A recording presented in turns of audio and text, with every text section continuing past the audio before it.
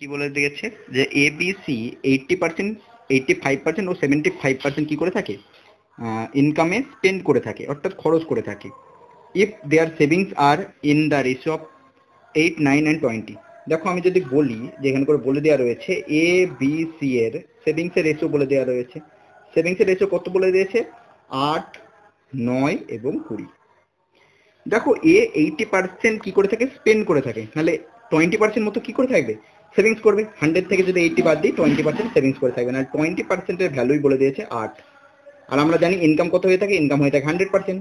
তাহলে 20% মানে 8 হলে 100% ভ্যালু কত হবে, 5 40 হয়ে যাবে।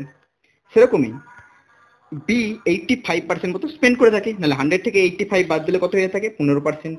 তাহলে 15%-এর ভ্যালু কত হয়ে যাবে, 15%-এর ভ্যালু হয়ে যাচ্ছে 9। তাহলে 100%-এর ভ্যালু কি করে বের করবো, 9/15 ইন্টু 100। 5 3 15, 5 20, 3 তিরিক্ষে 9, 3 20 কত হয়ে যাচ্ছে, 60 হয়ে যাবে। নাহলে সেভিংসের রেশিও, আমাদের ইনকামের রেশিও কত হয়ে যাবে, 60 হয়ে যাবে। সেরকমই দেখো সি 75% মতো কি করে থাকে, স্পেন্ড করে থাকে। তাহলে 25% মতো কি করে থাকবে, আমাদের সেভিংস করে থাকবে। না 25% মানে 20 হয়ে গেলে 100% কি হবে, 4 দিয়ে গুণ হবে, নাহলে 20-কে 4 দিয়ে গুণ করলে হবে 80। এবার দেখো যদি কাটাকুটি করি 20 দিয়ে ভাগ চলে যাবে, নাহলে 2:3:4 হয়ে যাবে আমাদের ইনকামের রেশিও এ বি সি এর ক্ষেত্রে।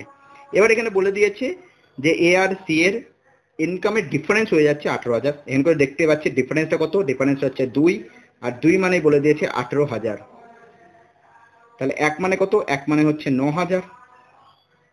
তাহলে আমাদের বের করতে বলেছে যে বি এর ইনকাম কত হবে। বি এর ইনকাম আমরা দেখতে পাচ্ছি 3 রয়েছে, তাহলে 3-এর ভ্যালু কত হয়ে যাবে, 3-এর ভ্যালু হয়ে যাবে 3 9 27, মানে কত হবে, 27,000 হবে রাইট আনসার। 27,000 হবে right answer. Option number C হবে একেবারে সঠিক উত্তর।